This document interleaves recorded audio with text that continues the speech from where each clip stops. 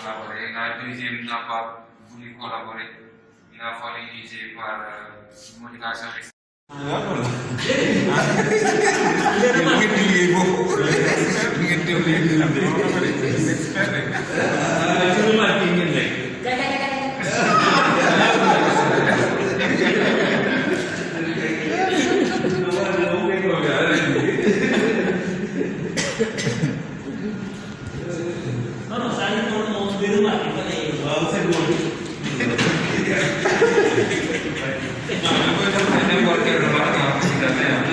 N'importe quelle remarque que vous avez, ça peut être au niveau du marché, ça peut être au niveau de la production. Donc c'est bon, je pense que hier aussi ce qu'on avait remarqué par rapport à la préparation, je pense qu'on peut tirer aussi des conclusions par rapport à l'étude de marché. Et comme déjà on avait ciblé un commerçant du quartier. Bon, ça c'est le ciblage. D'ailleurs, on l'a vu dans la présentation. Pour l'étude de marché, il faut une bonne préparation. En général, nous on cible les délégués de marché. La porte d'entrée pour les études de marché, c'est le délégué de marché. On prend son contact, on le rend visite, on l'explique l'objet de la mission et on lui demande de nous proposer des commerçants susceptibles vraiment de collaborer avec nous. Et en général, c'est lui qui prépare déjà. On l'a vu dans les présentations, bien ça est dans vos présentations. Les présentations qu'on vous a données pour l'étude de marché.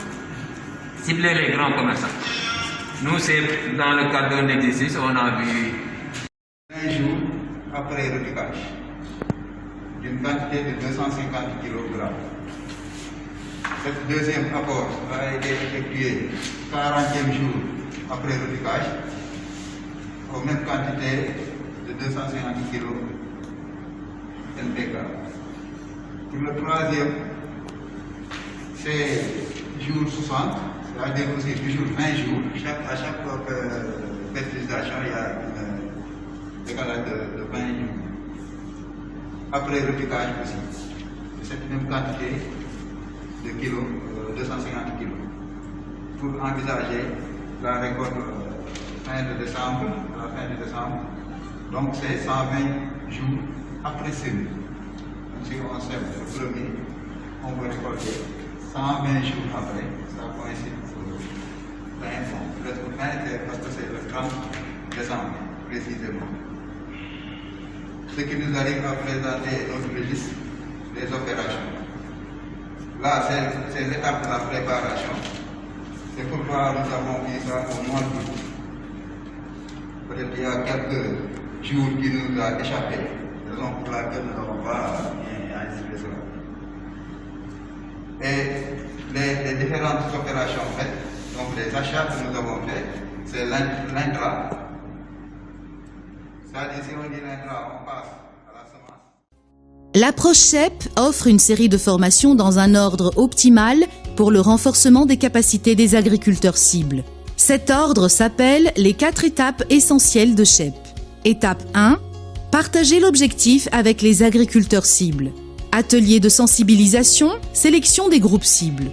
D'abord et en premier lieu, CHEP considère le partage de son objectif et de sa vision avec les agriculteurs bénéficiaires comme la première étape cruciale, car ce sont les agriculteurs eux-mêmes qui font le plus d'efforts pour la concrétiser.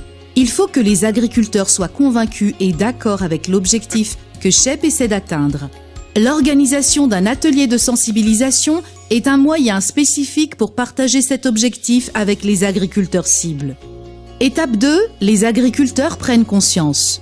Enquête de base participative, étude de marché. La deuxième étape consiste à sensibiliser les agriculteurs aux possibilités et au potentiel de l'exploitation agricole. Cette étape est extrêmement importante car sans cette prise de conscience, les agriculteurs ont moins de chances d'être motivés et de s'engager à changer pour le mieux leurs pratiques agricoles. Cette étape consiste principalement à exposer les agriculteurs aux réalités des entreprises et du marché. L'étape 2 comprend l'enquête de base participative qui agit au compte d'exploitation et l'étude de marché que les agriculteurs effectuent eux-mêmes. Étape 3, les agriculteurs prennent des décisions. Sélection des cultures, calendrier des cultures. Avec la prise de conscience des agriculteurs et les nouvelles connaissances qu'ils ont acquises, dans la deuxième étape, ils prennent ensuite des décisions pour effectuer un changement. C'est la troisième étape. Ce processus implique la sélection des produits cibles par les agriculteurs et l'établissement d'un plan, appelé calendrier de production, afin qu'ils soient en mesure d'approvisionner stratégiquement leurs produits cibles sur les marchés spécifiques de leur choix au moment où il le faut. Étape 4, les agriculteurs acquièrent des compétences. Techniques agricoles, formation des agents de vulgarisation, formation sur le terrain. À cette dernière étape, les agents d'exécution de CHEP donnent aux agriculteurs des solutions techniques, par exemple des formations techniques sur le terrain pour les produits que les agriculteurs ont sélectionnés afin qu'ils puissent produire les produits comme prévu. Voilà la particularité de l'approche CHEP.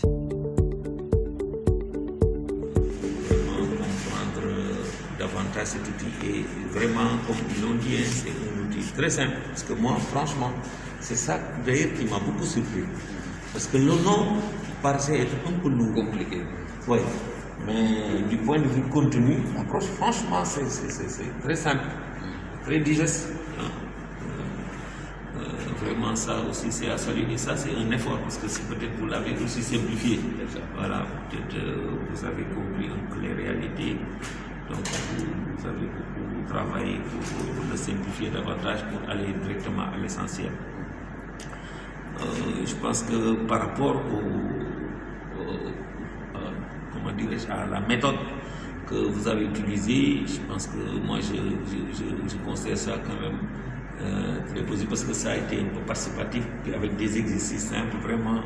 Donc, tout le monde vraiment a pu quand même participer, comprendre, et c'est ça la formation. Donc, c'est vraiment une formation participative, ça aussi c'est à saluer. Maintenant, nous, par rapport, déjà, nous avons le CEP. On a maintenant, en tout cas, qui est aujourd'hui en voie d'être institutionnalisé comme outil de cadre. C'est ça.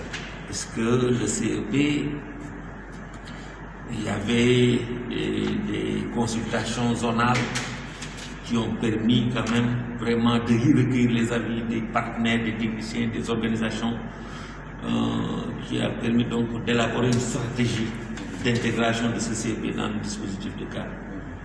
Ça a été fait, un atelier national a été tenu pour sa validation, présidé par le Maire, par un représentant du Maire. Ça, c'est depuis 2019. Donc, du coup, et on voit que quand même, nous actuellement, dans les programmes que nous, en tout cas les programmes que nous conduisons avec l'approche CEP, on essaie d'associer le CHEP. Donc, il faudra voir aussi dans quelle mesure il faudrait compléter ce package-là. Puisqu'on cherche à institutionnaliser le CEP pour outil de cas, il faudrait essayer, en tout cas aussi, d'intégrer le CHEP dans ce dispositif-là. Parce que c'est important, comme je l'ai dit à l'ouverture, produire en est un défi, mais commercialiser en est aussi un autre. Donc cet outil vient vraiment apporter une solution par rapport à ce défi-là. Là aussi c'est un plaidoyer, peut-être il faudra voir comment. Amadou, on va le mettre en recommandation. En recommandation, c'est une forte recommandation. Intégrer le CHEP dans les CEP. Dans les CEP, voilà, parce que je pense que ça serait aussi bien. Maintenant, effectivement, nous peut-être on était un peu en situation de formation, parfois, bon, comme il l'a dit, Wad, les données existent, les données souvent sont disponibles, mais il y a aussi parfois un effort de capitalisation, vraiment de capitalisation à faire. Ils sont tellement éparpillés que parfois on pense que rien n'est fait, rien n'est dit, alors que tout a été déjà fait. Donc je pense que j'ai vu que vous avez fait l'effort de vraiment, il y a même, vous avez présenté un fichier qui donne tous les coûts de production, les rentes, ça c'est bien. Je pense aussi le chef aussi a besoin de ces outils-là Donc il faudra peut-être ces outils-là les partager parce que ça va faciliter quand l'agent sur le terrain en train de faire vraiment un peu l'étude du marché ou bien en train en tout cas d'évaluer un peu les coûts de production, qu'il puisse avoir à sa disposition les informations vraiment dont il a besoin. Et vraiment, ça, c'est des fichiers, on peut chaque fois l'intégrer au niveau de son portable, donc partout où on est, on peut rapidement les consulter. Donc ça aussi, je pense que c'est bien, mais il faudra aussi, par rapport à ces supports, moi, ça, c'est les supports, surtout, je me dis que c'est bien que nous en avons, chacun a déjà un paquet de supports.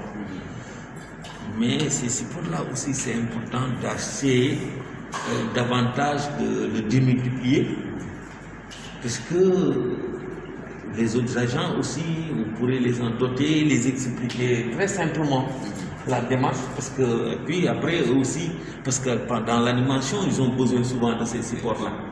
Je ne sais pas aussi dans quelle mesure ça fait partie des recommandations. Vous pourrez un peu démultiplier ces supports-là, les packages-là, et donner aux structures d'encadrement pour vraiment aussi, nous, dans un premier temps, c'est un peu de restituer, de démultiplier auprès des autres agents à l'interne, mais les doter aussi de ces supports-là qui leur permettront aussi vraiment facilement de faire la mise à l'échelle de la technologie. Donc ça aussi, ça fait partie peut-être des recommandations.